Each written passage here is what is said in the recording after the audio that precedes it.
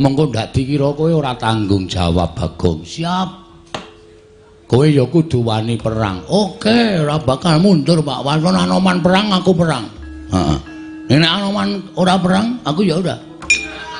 Iki menjagake Anoman to, Gong. Anoman ki ampun lho, Tru. Gembong mangliawan iso apa nek ora Anoman. Ning Anoman ya iso lho kalah karo Kurawa. Lho, petungamu saka ngendi iso kalah karo Kurawa? Anoman ki wis tuwa. Biyen jaman diderekke awake dhewe nom-noman biyen ya iso ngobong negara Ngalengka Ijen.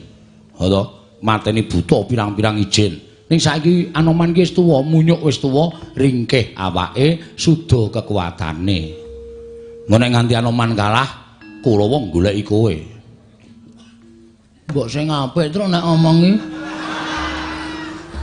Wah, deg-degi aku to kowe. Ora ngedeg-degi iki ming apa jenenge planning ke depan. Apa terus? Planning ke depan. Maksudnya planning, mbok duwe pikiran ke depane iki piye, duwe gegayuhan to rencanane iki piye ngono.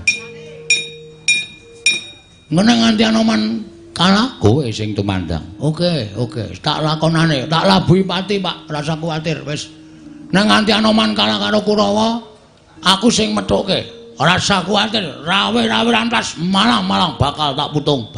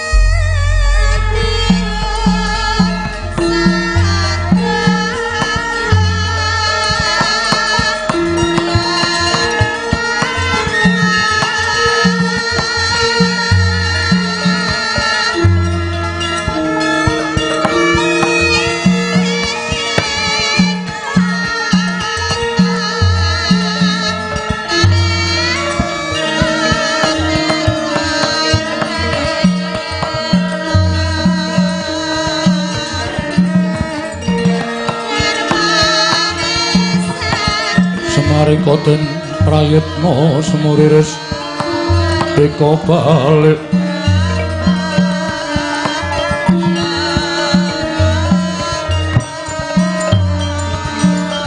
titiyane kandayane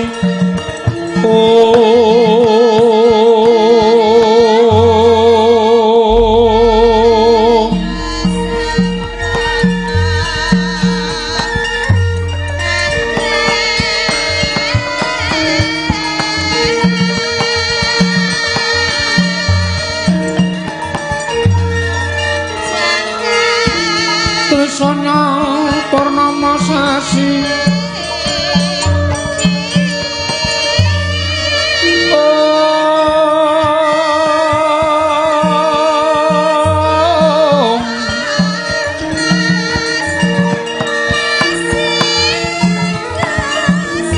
gilar-gilaran ning tengah latar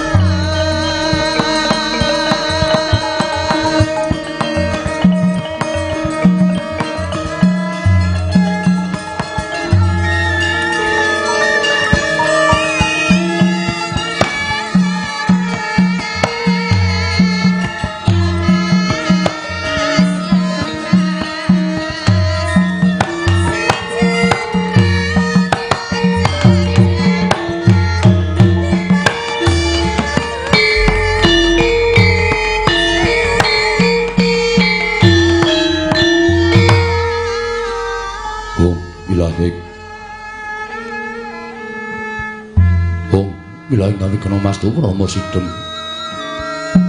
awi kena mastu silat meriwang jagat karana silan tondo kawisisaning bisana sono sinamung lan mulut pesta masih tandem lambang budo jinang tutur katilo tulo-tulak merap ding waradya winursita upama pramniskara karana negeri tumiyung jaman Purwa pinarti tameng laut tumangga tekap wasananing gawita tan munenggeng pralambang matumpa-tumpa marama panggunggung sang Murwengkata sebebyar dumadining wayang Purwa. Anggih punika wong pinenggon dadi purwakaning kandha saratri manggi. Minangka sambeting kandha anggih gemelaring padukuaning Karang Kadempel, ya winastan Karang Kadempel, ya wis klampe sireng. Punapa winastan Karang Kadempel karo ing mriku bumi subur ingkang saged nuwuhaken tangan tuwuh woh-wohan pala kesimpar pala kumendhem pala kumantung dadi reja rajaning praja saking wulwetuning bumi ingkang sakalangkung kathah praben winastan klampis ireng awit telenging padukan wonten wit klampis ingkang ulesipun cemeng nadyan padukan wonten wisma dapur limasan ingkang wis keladuk yuswa gebya gedhek linabur gamping cendhila cendhak nanging cekli sangajenge wisma katingal kemalebet sang Dwi Warna abri pethak gendera pusaka bangsa Ngamarta lah sinten to wau ingkang katemben lenggah Cinandra tanasane sambung tetungguling padukan Karang Kadempel ya pamongking para Pandhawa inggih Panakawan ing Madukara nama Kyai Lurah Semar Nayantaka Badranaya Saronsari Duda Manangunung Jurudyak Punta Prasanta Wong Boga Sampir Bojo Gati inggih Kyai Ismaya Semar tegese datan kasamaran saliring kahanan ingkang gumelar miwah ingkang dereng gumelar Nayantaka Naya Ulat Antaka tegese pati yen menuju peteng atine Luarti Lurah Semar kaya wong mati Badranaya Badra Rembulan Naya Ulat yen menuju karenan penggalihe ulat iku Lurah Semar Yayah Wulan Dadari Saronsari sak paripolahe tansah nengsemake Norasaru Malasari Duda Manangunung wujude Kyai Nayantaka sarwa ngewuhake yen diarani lanang monggo kopek yen wadon kok rerawisan Jurutya Punta Prasanta tegese pamunging satru kang anggayo kautaman janggan semara santo tegese dadi guruning wong kang gegulang tapa brata sabar drana lila lan legawa wong buka sambil tegese datan kasamaran saliring kahanan ingkang gemelar miwah ingkang dereng gemelar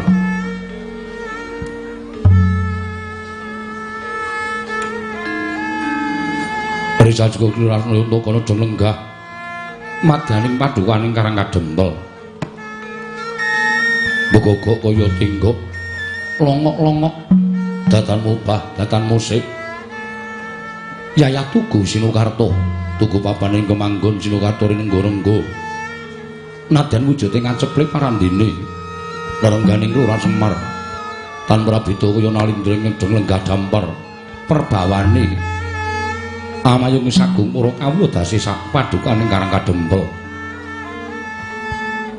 katingal suntrut guwayaning Ki Nayantaka rengu pasuryaning Ki Badranaya kajena beli Sangki Lurah Semar nedeng anawung penggalih nadyan wis jangkep sangganing para kawula sak padukuhan mgambar mlabar Yayah Samudra datan Potepi parandene dumugi sak mangki Lurah Semar dereng pangamedhar pangandikan dadak sakling mangke kawis ngarawipun Narendra Pringgondani Prabu Anom Gatotkaca Dadya Gurawan inggalih Lurah Semar Nayantaka mulat rawuhipun Sang Bendara Mila Sigara Samuruk Mendaya Lurah Semar Badranaya anyarengi swara gedha-gedha piyok gamelan kang tanpa gendhing amecah swasana tintrem madyaning padukan Karang Kadempel hanyarengi iki medharing pangandika Lurah Semar Badranaya teka kemangkono kuwi jiling pangandika Lurah Semar ingkang dereng kababaring lisan Sretinon ning pasewakan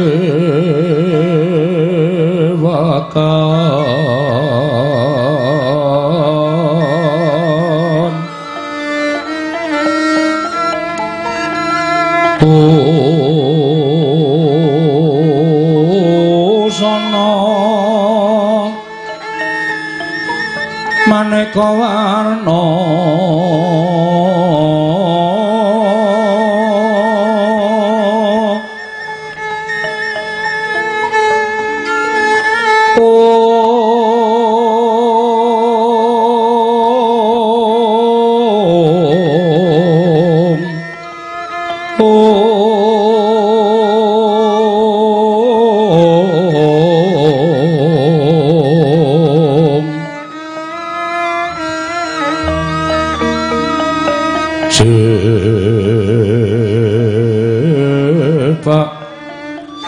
Puspiteng Udyana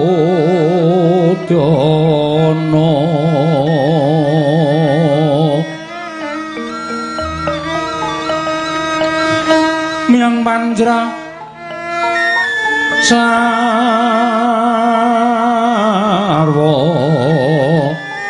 Rukma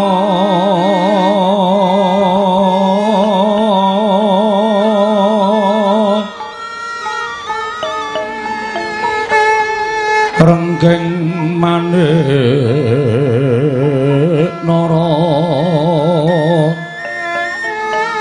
Narawata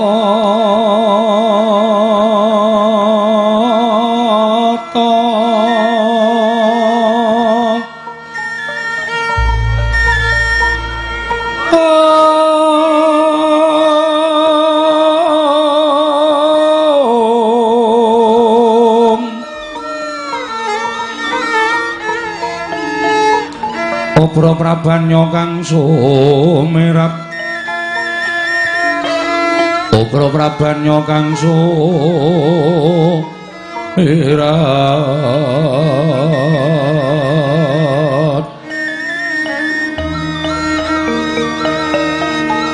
Kenyaring tejo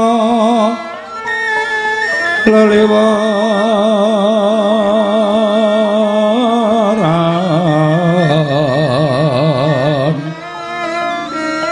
ler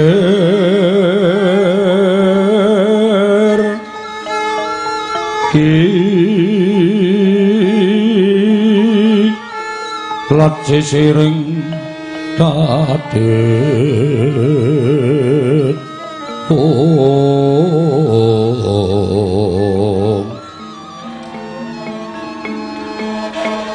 Wimbo kekanda mrek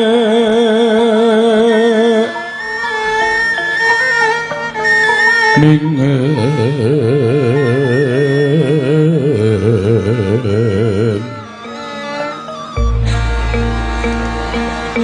katiuping maruta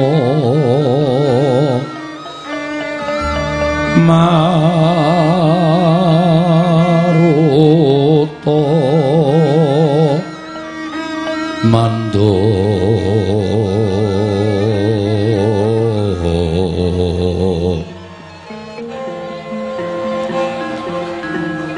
saparan mangambar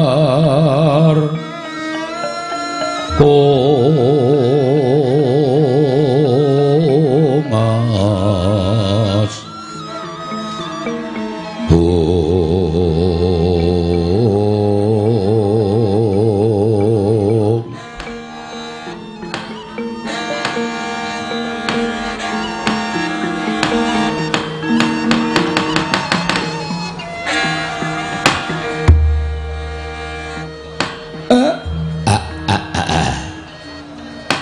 blegegek kugek sadulita mel mersasat kaya kejugrukan wukir sari kelepaning samudra madu dene amung sak padukuhan Karang Kadempel kemawon niki mboten mangling kados rawuhipun Ndara Gatotkaca Den Ndara kula sesembahan kula Gus Ndara Tetuka winantu ing kabagyan rawuhipun wonten ing Karang Kadempel Den Ndara Gatotkaca Siwa Semar iya tansah pinayunganing kawidadan niring sami kula praptaku ning Karang Kadempel wa kepareng aku ngaturake sembah pangabektiku kunjuk marang Siwana Yantaka ampun ngowahi adat kula niki namung batur kula niki namung Panakawan kula niki namung kawula sampeyan iku sesembahan kula kok sampeyan ngaturake bekti kelawan ingkang abdipun Semar dosa napa sing ajeng kula sandhang nek kula wani nampa pangabektinipun bendara kula Siwa Semar panjen kepara nyata lenggahing Siwana Yantaka ning padukuhan jejering Panakawan nanging saka panyawangi Gatotkaca Siwa Semar tan prabeda kaya pangijo pantaing Sang Hyang Bathara Ismaya ing bakal landung kabagyan marang jagat saisine Siwana Yantaka nggih pun mboten sah dibacut-bacutke nggih nek krungu anak-anak kula ndak saya lida kurang ajar kalih kula dipun sekecaken anggenipun lenggah nggih Den yo Siwana Yantaka kaya wis ora kepenak praptaku ning padukuhan Karang Kadempel nuwun sewu Ndara kepareng kula ngaturaken sembah pangabekti kula kunjuk ing abdipun Nala Garing tak tampa pangestuku tampanana nggih sangat anggen kawula dadosaken jimat paripih dipun sekecaken anggenipun lenggah nggih Gus ya Nala Garing kaya ora kurang kepenak praptaku ning Karang Kadempel nuwun sewu Den kepareng kula ngaturaken sembah pangabekti kula kunjuk ing abdipun Panakawan Petruk tak tampa pangestuku tampanana Panakawan Petruk kula pun dinggo jimat paripih dayana ing kasantosan dipun sekecaken anggenipun lenggah nggih Ndara ya Petruk kaya wis ora kurang kepenak nyuwun pangapunten Ndara kepareng ngabdipun Bagong ngaturaken sembah sumungkeming pangabekti kula kunjuk ya Bagong tak tampa pangestuku tampanana kula pun dinggo jimat paripih dayana ing kasantosan dipun sekecakipun anggenipun lenggah ya Bagong kaya wis ora kurang kepenak nune nggih dawah sami-sami Ndara sing dawah sami-sami apane kok tiba padha-padha ngene lho lah iya nek wis ya wis rasa nggo dawah sami-sami dipun sekecaken nggih Den ya Bagong kaya wis ora kurang kepenak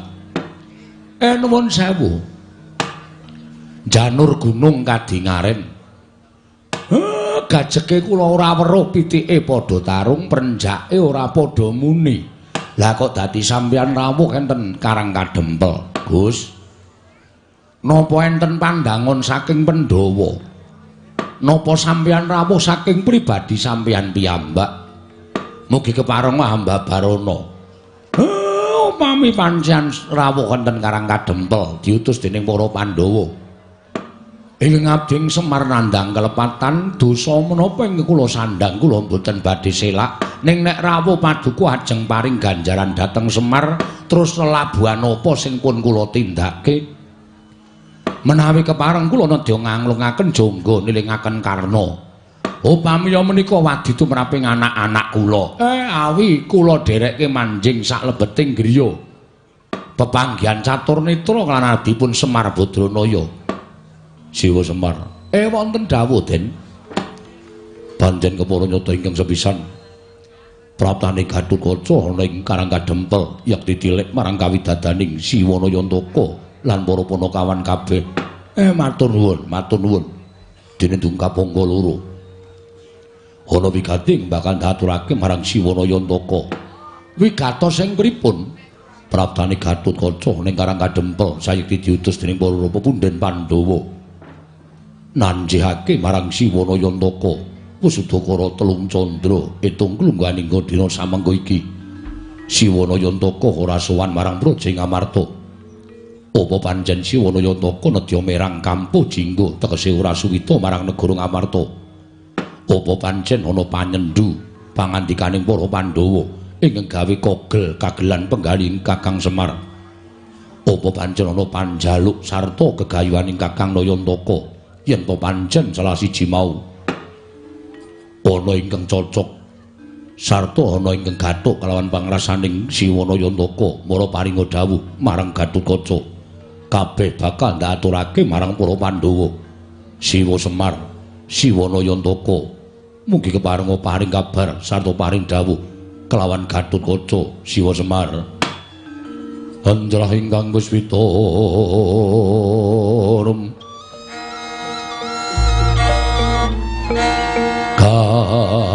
kasiling samirana mrih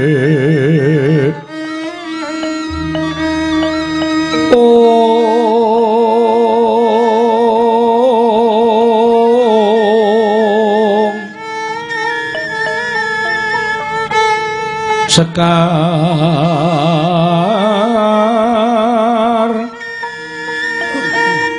kadung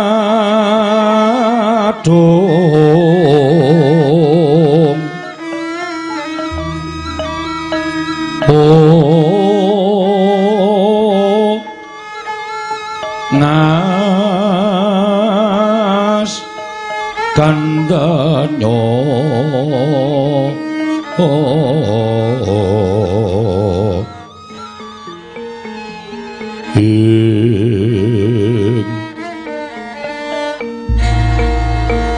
maweh raras retnaning diya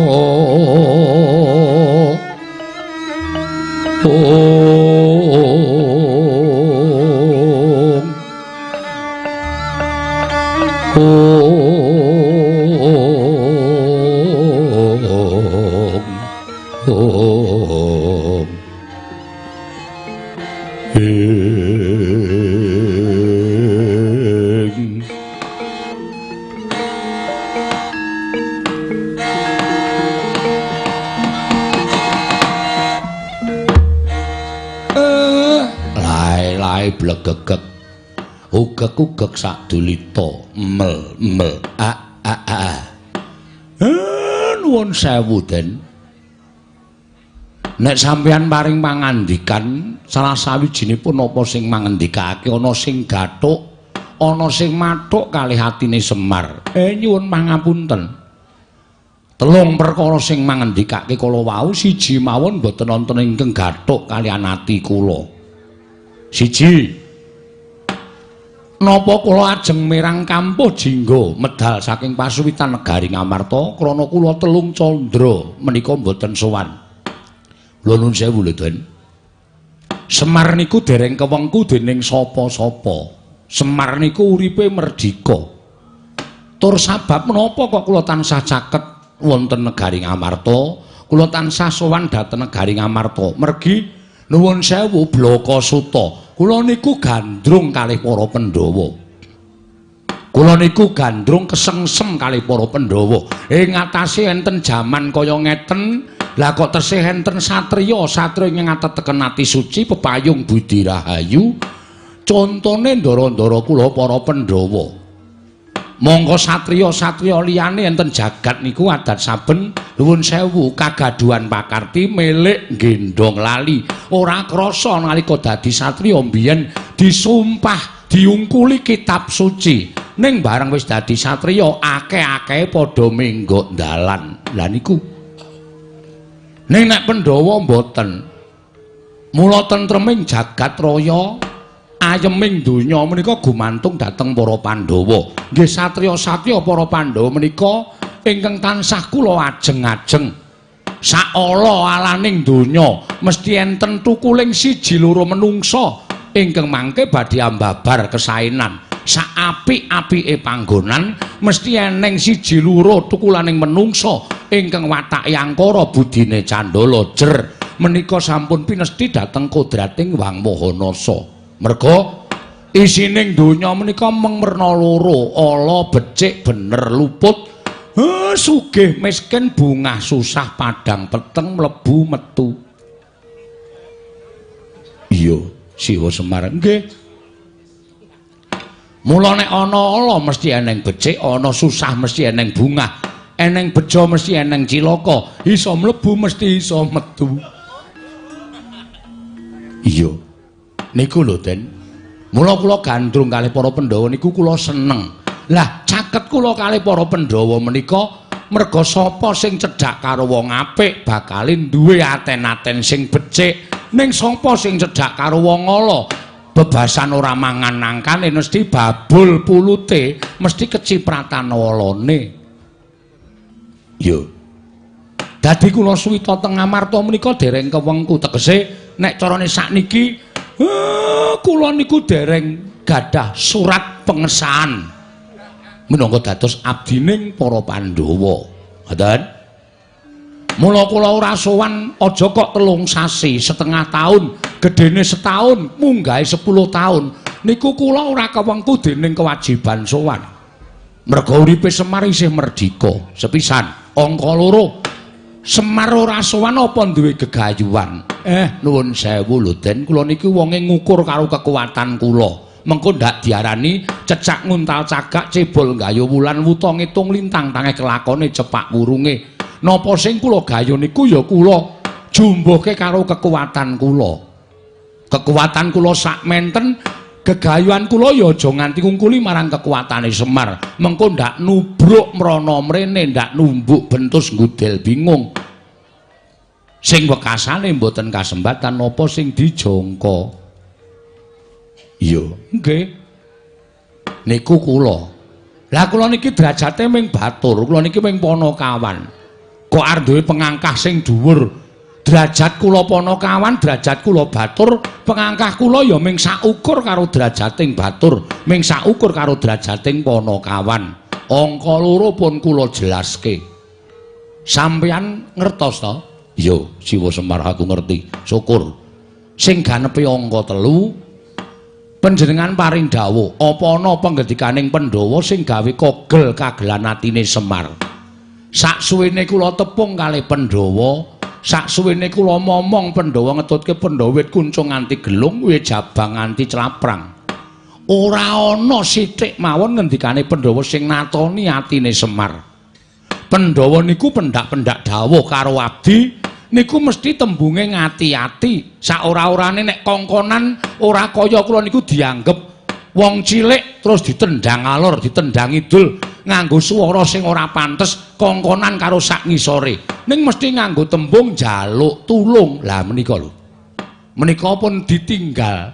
Enten donya niki mboten wonten sing nganggo tembung mbah njaluk tulung. Rumangsa derajate dhuwur, rumangsa kongkonan sing derajat luwih ngisor terus ming waton dawuh sak kepenake dhewe. Tulung jupukna kae.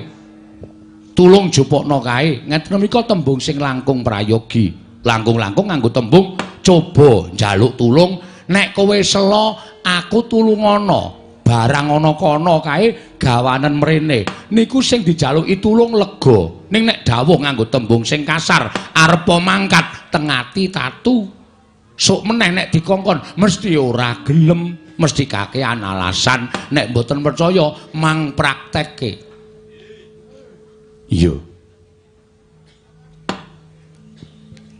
niki kula matur napa anane lho Den napa sing kula aturke menika lahir lan batin ndara-ndara kula Pandhawa niku basane alus tembunge kepenak tengati tata kramane wutuh unggah-ungguhe kebak mula sapa sing caket karo para Pandhawa mesti dadi alus bebudene mesti dadi alus unggah-ungguhe mesti dadi alus tata kramane teng jagat niku pun mboten nonton mula kula aturke wungsul wangsul donya niki wis kobong karo wong-wong sing tumindak angkara, wong-wong sing lelamisan, raine becik ning atine letek.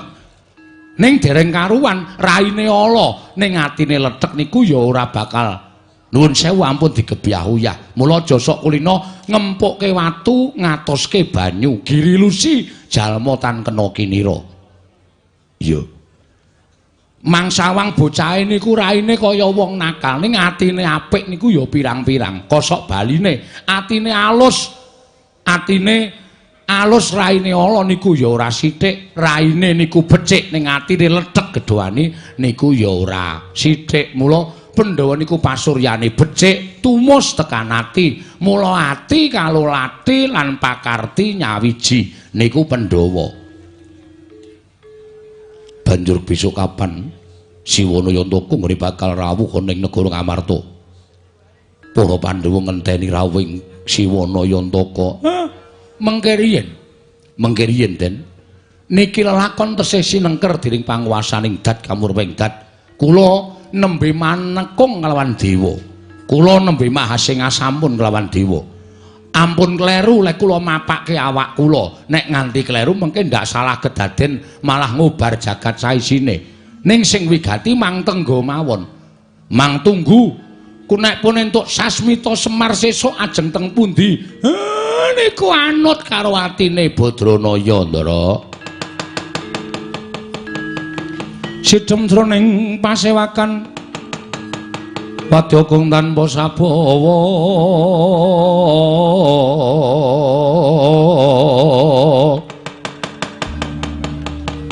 kapraban dening Sang Nalendra Tama ing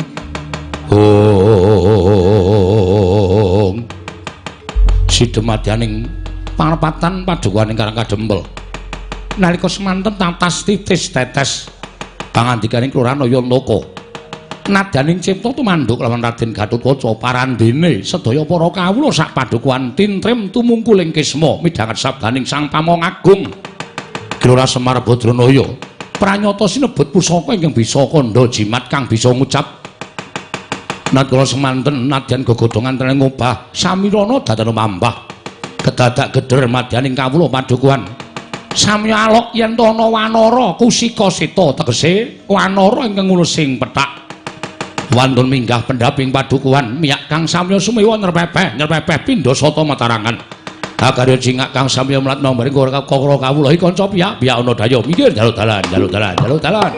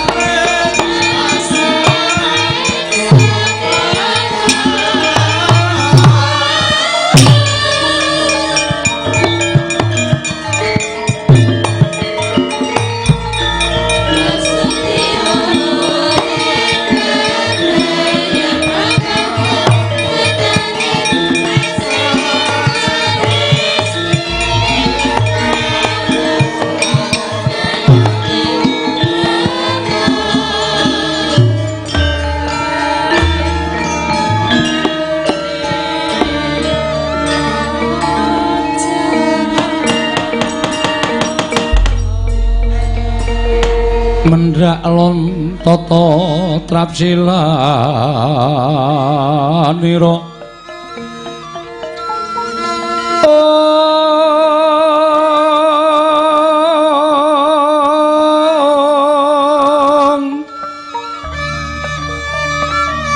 ngejemaken astanira kalih pisan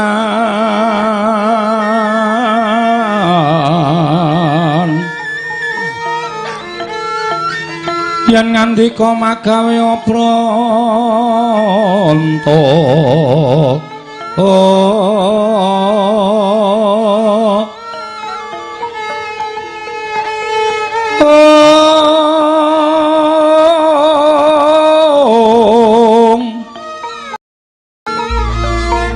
yen ngandika magawe pranta aduh Gusti tingalono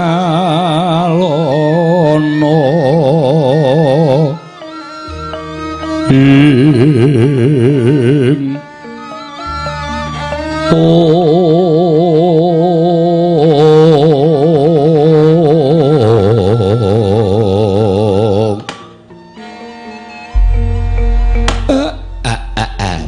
gegek sadulita kaget aku tak kira karnaval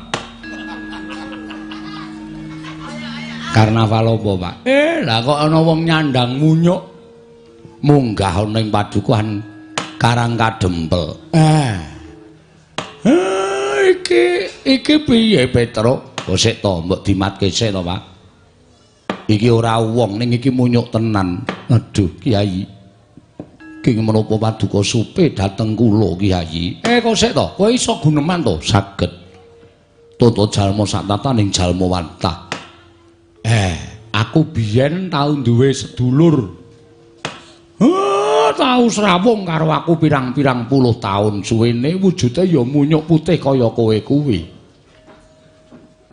Apa kowe iki? Sumitraku biyen alah Sariman. Oh, ngawur Bapak. Sariman piye? Animan. Lah Petro iki ngomong ora cepeng pecotot ta, Tru? Nolo garing kelingan ora? Kuwi iki Anoman. Nek ora kleru lho, Pak. Ning apa ya isih urip? Iya. Apa kowe Anoman? Kiai Semar. Leres kula ngabdi pun Anoman Kiai, kula pun Senggono, kula pun Mayangkara. Kiai Semar menapa tasih kemutan? Anoman tenan kasinggihan mekaten.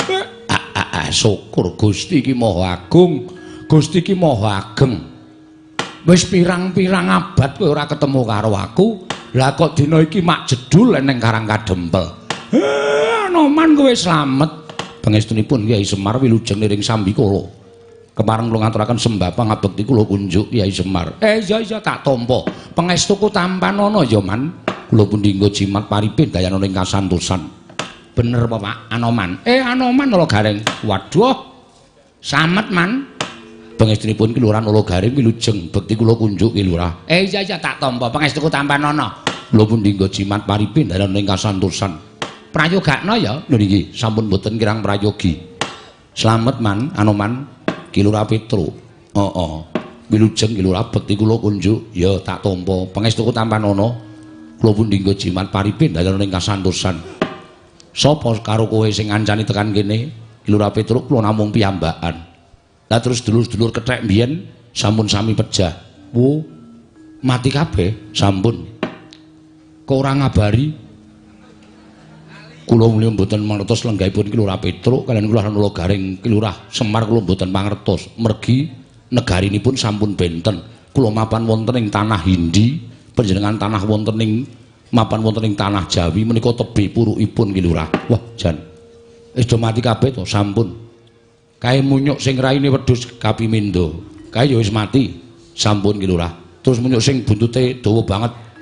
Nganti kaya tampar kae. Cacing kanil. Kae ya wis mati, sampun Ki Lurah. Terus munyuk sing raine boyo sampun pejah sedaya pokokipun namung kantun kula. Wah, jan kowe kaya umurmu dawa to, Man. Pangestunipun dipun paringi berkah yuswa panjang Ki Lurah. Syukur. prayogakna ya man. Wilujeng niring sambi kula mboten kirang prayogi Ki Lurah. Kowe slamet nyuk. Lho, kok mbok ya man ngono apa kok nyuk. Kowe iki wong munyuk tenan kok diundang munyuk kok ado ra ento. Pangestunipun Ki Lurah Bagong wilujeng. Ki Lurah Bagong to menika. Heeh. Wah, kula menika kangen dipun sebut nyuk kalian panjenengan. Ora lara atimu to? Kawit biyen kula nderekaken Sang Rama Wijaya panjenengane ngundang kalian kula ya tetep nyuk kados mekaten. Wong ki apa anane? Kowe diparingi rupa munyuk dundang nyuk aja nesu. Nek kowe dundang rek kirek ngono nesu. Ning nek kowe dundang nyuk ki jumbuh karo kahananmu. Inggih Ki Lurah. Slamet kowe pangestunipun wilujeng niring sambi kala. Syukur. Wah, jane sehat kowe. Inggih. Pangestunipun tasih waras. Ki Lurah Bagong. Untumu ya jek to, tasih. Ora ana sing protol. Mboten Ki Lurah. Sehat berarti kowe aku wis entek, Man. Inggih, Mbok menawi panjenengan kirang olahraga. Wis lek ora raga wis ning ya pancen nasibe dhewe-dhewe kok. Prayogakna ya, Man. Nggih, sampun mboten kirang prayogi Ki Lurah Bagong. Senggana. Kula wonten dawuh Ki Lurah. Eneng apa? Lah kok adoh-adoh kowe goleki papan pernahe Semar sak anak-anakku. Apa saka karepmu dhewe apa diutus bendaramu? Ki Lurah. Wale-wale menapa? Kula menika dipun dawuhi dening Sang Marting Jagat Prabu Rama Wijaya. Dawuh kaliyan kula kinen ngupaya wonten pundi lenggahipun Ki Lurah Semar Badranaya ngantos kekalangan persasat jagat nika sampun kula ubengi marambah makaping-kaping. Nanging boten pinanggih kaliyan lenggahipun Ki Lurah Semar tumuntun kula tambuh-tambuh sangganing para kawula. Tumuntun sakmangke kawula paring pitedah dhateng kula bilih lenggahipun Ki Lurah Semar mapan wonten ing Nuswa Jawi. Mapan wonten ing Karangkadempel. Ki Lurah Semar bejo kemayangan kula saged pinanggih kaliyan Ki Lurah Nayantaka. Iya. Ya pancen sakpurnane nggonku nderekke Prabu Rama, aku tumuli pindah ana ing Nuswa Jawa. Nderekake marang para putra-putra. Putrane Ndara Pandhu ya kuwi para Pandhawa. Mekaten Ki Lurah. Lah terus wigatene apa sinuwun Rama Wijaya kok dawuh kowe kaya ngono? Mugi andadosna ing kawuningan. Sapengeripun Ki Lurah Semar saking negari Pancawati, Sang Prabu Rama Wijaya mboten kendhat anggenipun anandang Sungkawa, anandang Rudatin.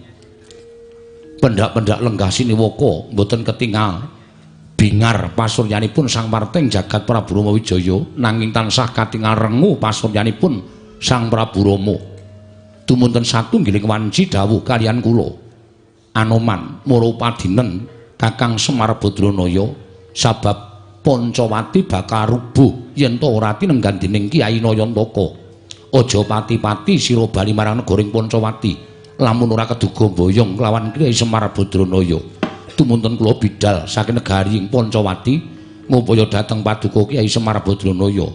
Pilengking saking menika Kyai, monggo samangke kula suwun kanthi sanget jengandika parenga kula boyong wonten negaring Pancawati amomong dhateng sinuwun Prabu Rama Wijaya sakula warga. Menawi paduka Kyai Semar mboten kepareng tedhak wonten ing negari Pancawati, tanwandi kula namung badhe nampi duka agengipun kula badhe kaparingan pidana dening Sang Marting Jagat Prabu Rama Wijaya Kyai Semar Badranaya. Semareka den prayitna semuriris semuriris eka balik titiyani kandayani trisanya purnama sasi ing dereng ngantos paripurna pangandikanipun Sang Anoman ya Sang Senggana dinampi nang Ki Lurah Semar Badranaya. Dadak sakala mangke dumrojok tanpa harapan rawing Begawan Durna Sukamana Kinapati Haryos kene kanca kagiat kang samya mulat.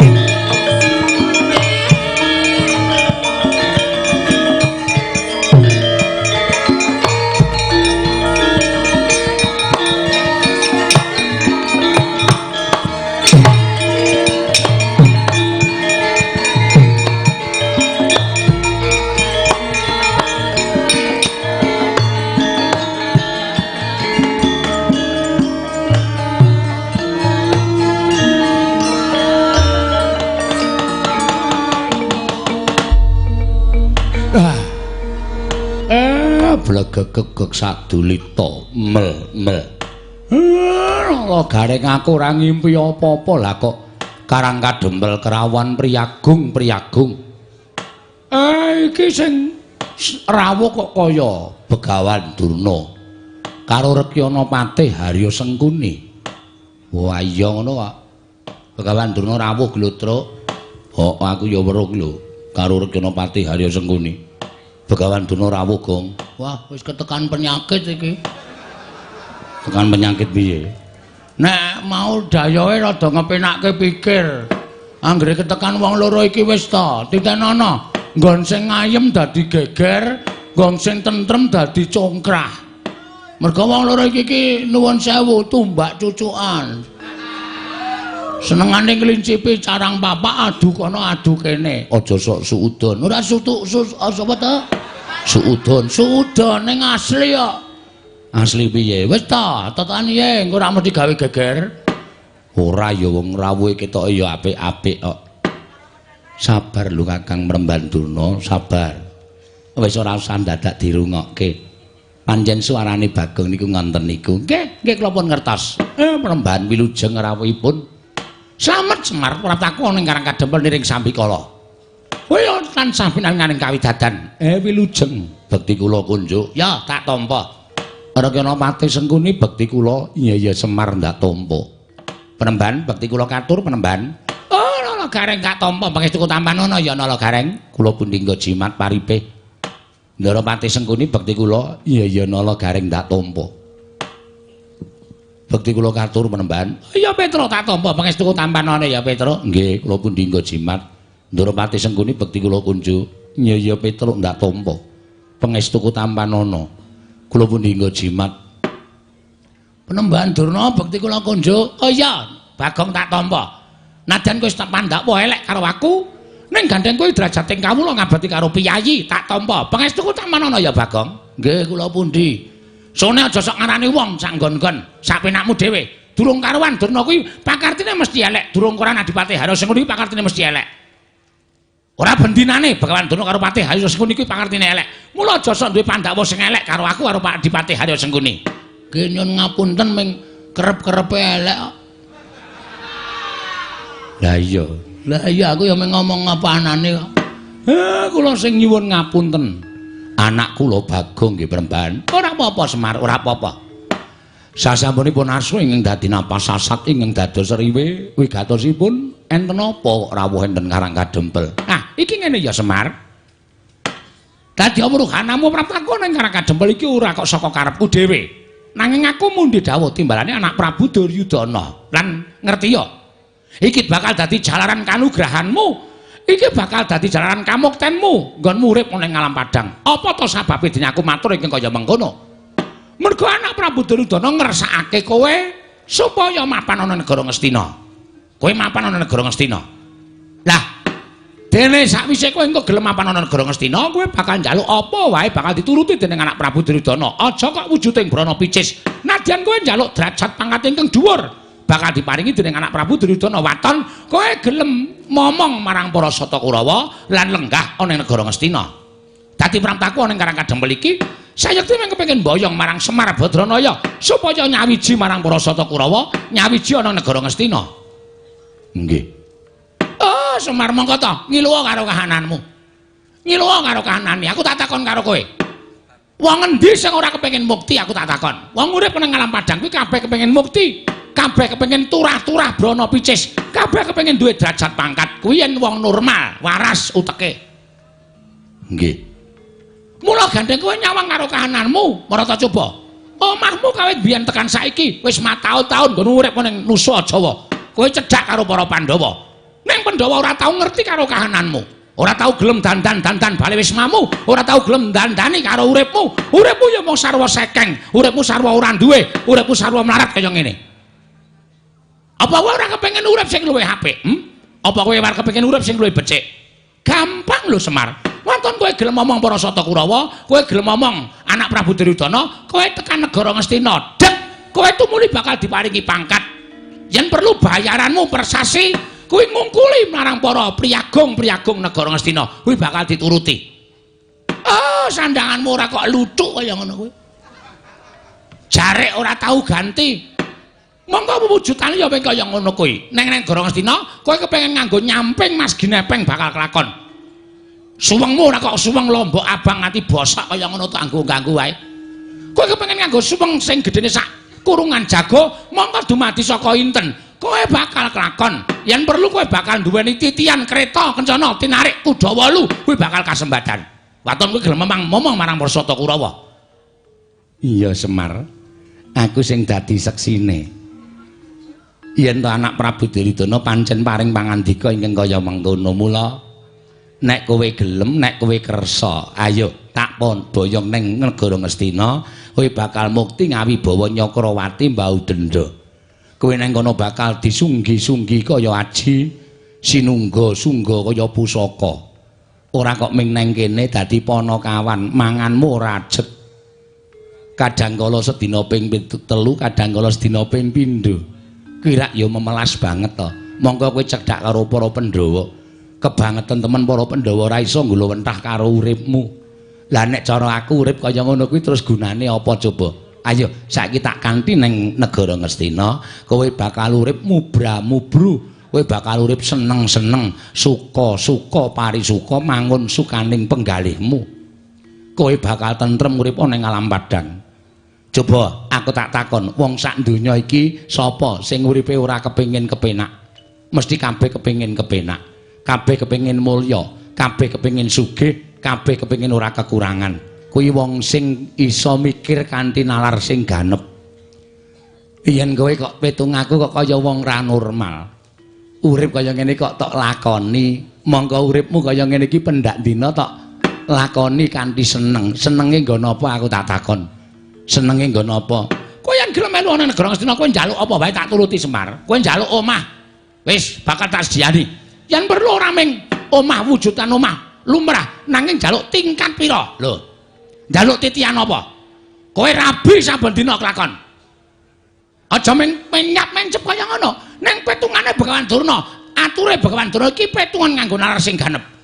Oh, swarga donya yen kowe gelem urip ana Negara Ngastina. Gareng piye? Ampun gelem, Pak. Niku ming kadonyan niku ora digawa mati. Urip mubra-mubru duwe sugih bondo, duwe derajat niku sesuk ora dienggo ngadep karo sing gawe urip. Pun boten saking nggo. Petruk piye? Manut Bapak. Bagong piye? Gelem wae, Pak. Bagong odian ora. Suwe banget elekere to. Iya. Iki ana kesempatan sugih. Ya Pak yo, menyang yo. Durna kon gaweke perumahan. Perumahan apa? Perumahan Panakawan. Aja kuwatir, Bagong, mengko tak gaweke. Yen mung perumahan wong papat iki duwite sepira? Tak gaweke. Mengko yen perlu sing pinggir dalan, sing larang lemahe. Mengko sing pinggir dalan omahe Semar. Sing nomor 2 omahe Gareng. Sing nomor 3 omahe Petruk. Mengko kowe tak gaweke kandang kirik. Oh ya wis rasah wae. Menungsa padake kirik ya, Tru. Ya ora apa-apa. Ora apa-apa dengkul mlocot kuwi ora. Adine kok ora apa-apa. Mangkir yen to Premban. Nuwun sewu.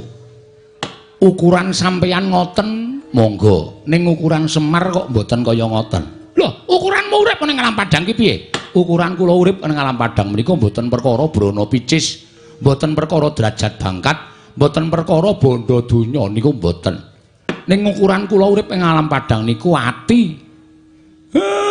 Ana poke began derajat pangkat brana picis akeh turah-turah nek atine ora tentrem niku padha karo menggunggung penyakit.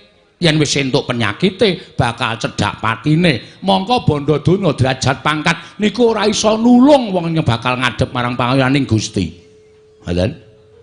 Duwe derajat pangkat, duwe bondo donya nek uripe adoh karo sing gawe urip niku sak dalan-dalan kesandung-sandung kesrimpet-srimpet ning arepa uripe kaya kula niki sarwa kekurangan ning cedhak karo sing gawe jagat lakune ya kepenak ora bakal kesandung ora bakal kesrimpet kuwi mung penemune wong goblok penemune wong sing ora ngerti marang ilmu sing kandha sapa wong sugih wong duwe derajat kok adoh karo sing gawe urip. Ming gumantung karo nggone ngrasake. Ning mesti adoh karo sing gawe urip. Jalaran apa kok iso kaya kandha kaya mengkono? Mergo derajat pangkat niku sing iso micake wong. Bondo donya niku sing iso micake wong wekasan lali panembahe. Contone, mboten sanganggo conto sing kula dumuk ning pirang-pirang teng donya niku gumlare menungso. Sing kokean derajat pangkat kokean bondo donya wekasan mripate wuta karo sing gawe urip terus ngawula karo bondo donya niku pirang-pirang ning ya ora akeh sing duwe derajat pangkat sing duwe bondo donya ya tetep tuwajo ngene manembah marang panguwasaning Gusti niku nggih wonten ning karo sing kula kandhake niku perbandingane 1000 dibanding 1 ngoten dadi Semar emoh upama Semar niku urip nang alam padang kula tak urip kaya ngeten niki kula wis seneng lahir kula bungah batin kula seneng kok sik kok kowe iso kandha lahirmu bungah monggo kowe sarwa kekurangan lahir niku mboten kok perkara bondo donya ngoten tumrap kula bondo donya niku nomor ping pinten arepa kekurangan ning nek sedulur kula akeh ora duwe dhuwit ora duwe bondo brana picis ning nek sedulur kula pirang-pirang niku rasane kaya wong sugih dhewe sak donya. Arepa sugih bondo donya, duwe derajat pangkat, nek ora srawung karo kiwa tengen, ora srawung karo tangga teparo, niku ngrasake melarat dhewe sak donya. Ngoten. Dados sampeyan ampun kok sak kepenake dhewe ngukur bondo donya dienggo ukuran supaya Semar melu teng negara Ngastina mboten. Ning kula ora nolak. Nek mengke kula wis entuk sasmita kudu menyang endi kula momong lan sapa sing wajib kula omong niku nek upama sing tibane nggih para Kurawa kula ya ora bakal selak tertentu kula ajeng nderek marang para Sata Kurawa ning aja dipeksa ampun dipeksa merga Semar menika merdika Semar yen aku ora meksa karo kowe tegese aku bali marang negara Ngastina bakal ditukani dening anak Prabu Duryudana aku bakal nampa duka saka anak Prabu Duryudana mula wektu dina iki kowe kudu menehi wangsulan sing pripun gelem apa ora nek kula gelem tegese kowe tak bayane negara Ngastina nek kula mboten gelem apa kelakon kowe bakal tak ruda paripeksa mangke riyen pendhita kok brangasan to sampean pendhita kok ngujo karo mubal babaling nepsu wong kula emoh kok mangpeksa nek emoh niku aja dipeksa adile pun enten dhewe-dhewe lelakon ki adile dilakoni penandang niku adile disandang wong nyilih adile nek disilihi nek ora disilihi nggih ampun wong ngajak adile nek dijak niku melu nek ora melu nggih ampun dipeksa aja meksa kamardekane wong urip saben wong urip ning alam padang niku duwe kamardekan dhewe-dhewe atine ora kena direh dening sapa wae anut karo krenteking ati ora sakokean bebangal ora sakokean gunung tanpa guna wase kowe gelem melu apa ora nek ora gelem melu marang Bengawan Durna ngerti ya yen to Karang Kadempel iki wis akeh panggih para Sata Kurawa Kurawa sago bumi angus Karang Kadempel Semar Batranaya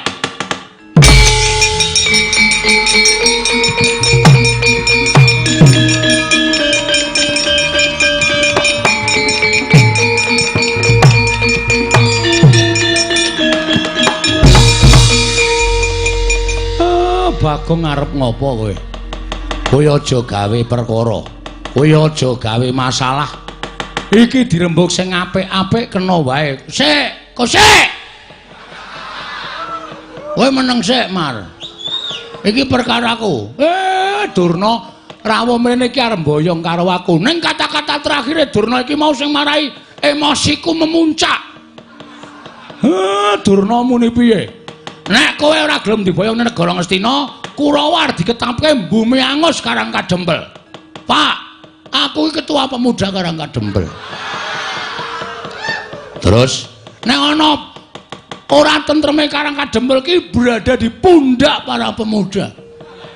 Aku termasuk sing tanggung jawab. Nek Durna wis muni kaya ngono kuwi, masalahe ora karo kowe tok, ning masalahe termasuk karo aku. Lah kowe arep ngopo? Sampeyan meneng. Iki tandangane, jagung bakarane tanggung perkarane. Sak karepmu, sak karepku ya sak karepku. Aja meneng sik, aku tak omong sik, rasa doting brengok. Iya. Dur. Loh, ora basa karo aku. Sampeyan sing malah ora kepenak omongane. Loh, aku muni apa? Sing terakhir mau sampean muni pripun? Nek Semar ora gelem tak bayane negara Ngastina. negara utawa Karang Kadempel kene bakal tak bumi angus. Kata-kata sampeyan sing terakhir iki sing nyocok perasaanku. Sing ngenani atine Bagong iki kata-kata sing terakhir iki. Tembungku sing endi? Rumangsamu apa anggepmu Semar kuwi terus ana sambung rapete karo Karang Kadempel. Karang Kadempel ki mung papan panggonane Semar. Aja dikatut-katutke. Nek kowe duwe perkara karo bapak, dirampungke karo bapak. Ora ngrasani arep bumi angus Karang Kadempel. Nek kowe arep bumi angus Karang Kadempel, ateges kowe arep nyengsarake kawula sak Karang Kadempel. Mungsuhe dudu Semar. Ning iki Linmas Karang Kadempel. Iya aku nek ra tuku rokok sik. Sengkune wis gila kae. Mungsuhe keamanan Karang Kadempel, moko wis didapuk dadi keamanan. Gong sabar Gong. Kowe asal cerewet kowe. Nek ora wani meneng wae. Engko nek nganti gegeran, aku sing nandhangi. Aku nek tak ganti sik. Nek ora siap nganggo pakaian pencak silat. Loh, malah ucul klambi barang. Loh, iki tegese wis nandhake nek wani. Iki nandhake nek wis wani. Petengane wani, padangane apa meneh? Rumangsane. Ngerti iki kathok training. Iki pendak dina tak nggo latihan pencak silat nek nggo ndupak raimu. Wes. Aku ki pendhita, wis ngerti sing ngomong kowe iki. Tukang parkir ya sapa? Kowe iki pendhita, Nek ngono wis pancen wani karo Begawan Durna. Sing tak wedeni awakmu. Wah, yen ngono cetha Bagong sing mepalangi karepe para wong-wong Astina nggone mboyong marang Semar Badranaya. Pancen tak ajangi. Nek tembungmu apik aku ora bakal mepalangi. Ning gandeng tembungmu wis gawe panas kanan Karang Kadempel, kowe ngrasani uripe kawula sak Karang Kadempel. Ora ana sing iso mepalangi karo kowe kejaba namung Nalendra Malawa Pati Prabu Angling Darma. Saking edian. Cah nek wis muni ngono kuwi wis ora kena dipenggak kaya. Ora. Blekedhuwek, gak blekedhuwek. Engko gak ugek-ugek wis. Wong anggere susah seneng kok meng blekedhuwek sadulita lit. Mel. Ndeng mel. Lit ki ngono. Bagong mulai elek ora. Sampeyan ngopo? Lho, nek ngono kowe wani karo Begawan Durna, sing tak wedeni apamu? Ayo, nek pancen kowe wani karo Begawan Durna. Ora ning kene papan wong neter Kantik Dayan. Kowe iso ngalahke Begawan Durna, bapakmu slamet ora lak boyong nang negara Ngastina. Oke, ora masalah. Ora masalah. Kowe nantang karo aku, boleh silakan. Kowe iso boyong Semar Badranaya. Waton kowe iso nglangkai kuandane Petruk. Lho, Gong. Aku ora ngopo-ngopo ae. Ora apa-apa. Menggo tantang-tantangane kok. Aku mak tratape, kowe jiri ya wonge. Nglangkai kuandane Bagong, metu Jawa. Piye? Metu Jawa. Nandane ya, Mbak. Nek wis resmi, wis ijab, ya aja sok ditoki njaba. Kuwi ora apik, dosa. Ngono? Paham ora kowe? Paham. Saiki apike nek tantang-tantangan aja muni metu njaba. Tanah ayo. Nendi wong neter Kantik Dayan. Ngono, ora kok metu njaba saru ngono. Nendi pamane wong neter Kantik Dayan? Ning njaba. Ayo. Kowe mesti metu njaba ae. Ayo neng Pratan Karang Kadempel. Ayo tak jereke legane.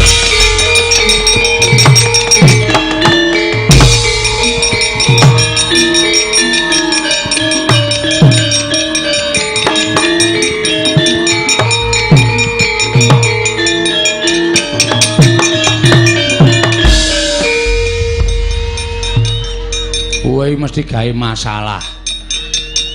Dusun tentrem eneng kowe mesti gawe geger. Kabeh perkara ki ora kok kudu nganggo perang to, Gong. Ning nganggo cara bedamen rembug sing apik-apik. Durna jak damai saiki Durna ngendi tak takon. Ora Durna kene, ora Durna kono, anggere ning Durna. Ora iso jak rembugan apik-apik. Anane mung arep gawe kisruh. Ngono. Nek ora ditandhingi sak penake dhewe terus. Ha iya. Ning kowe ora ngerti, Durna wis sumbar. Nggawa Kurawa. Apa kowe wani mungsuh Kurawa? 100 wae. Ayo mesti 100. Wah, nek 100 kokean. Ha piye Pak Truk wangi Truk? Emoh. Aku ora ngopo-ngopo kok kon wangi. Reng ayo perang Reng. Ora sudi. Aku ora ngopo-ngopo kon ngewangi perang apa? Awake kowe kaya ngene sikile becik tangane cekot kok. Kon perang teneh modar. Wah, lha kowe ora omong to, Tru. Kurawa 100 to 100. Waduh, cilaka iki modar iki aku. Ha sakarepmu tandang ngono dhewe. Rasa kuwatir, Man. Wonten dawuh. Kowe sayang karo aku ora, Man? Nggih, kula tresno kali Lurah Bagong. Heeh, kowe kalingan to? Jaman tak tutke goleki Ndara Dewi Sinta. Nggih. Mlebu ning taman Soka. Nggih. Kowe ketemu Dewi Sinta terus mateni buta pirang-pirang. Kelingan ora? Kemutan. Nalika semono aku ngewangi kowe butane lho tak kepruki watu. Do mati ana ta telu nek ra papat. Nggih. Terus kowe ngekeki kathok aku. Lho, napa tasih? Tesih, isih. Kathokmu nyoki beda karo kathok wong. Kathokmu nyoki bolongane telu. Nggih. Sing mburi nggo buntut. Lah nggih. Tak nggo ki isis e, Man. Mburi ki bolong, mongko aku ora ndek buntut bareng tak walik ki iso pas. Pas piye? Wah, kowe ora ngerti ya, Tru. Iso kenceng kae. Ora njarem. Ora linu. Tasih dipun simpen sak menika. Isih ira merek-mereke krokodil. Nggih. Aku njaluk tulung karo kowe, Man. Wonten menapa? Mbok Karang Kadempel ditentremke. Kurawa disingkirke. Malah babar pisan kula badhe nyobi kondang kumandang para sata Kurawa dumugi negaripun Cawati. Satru ingkang watak Angkara Buti Candala badhe kula cobi kadidayanipun. Mudhar ora kowe. Aman. Heeh. Aman, Pak. Nek pancen tenan mangkat lawan. Lho nggih, ngestakaken dawuh. Kelurahan Semar kula badhe mbelani Lurah Bagong menawi para Kurawa badhe damel geger Karang Kadempel, ajangipun wonten dadanipun pun mayangkara inggih pun senggono. Sing ati-ati, Yos. Anoman lho nggih, ngestakaken dawuh.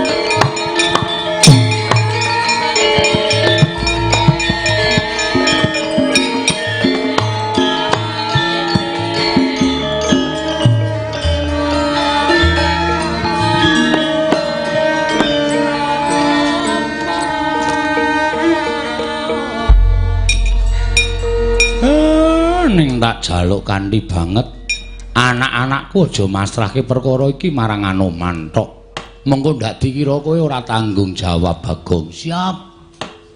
Kowe ya kudu wani perang. Oke, ora bakal mundur, Pak. Wan Anoman perang, aku perang. Heeh. Nek Anoman ora perang, aku ya udah. Iki menjagake Anoman to, Gong. Anoman ki ampun lho, Tru. Gembong mangli awan iki sapa nek ora Anoman.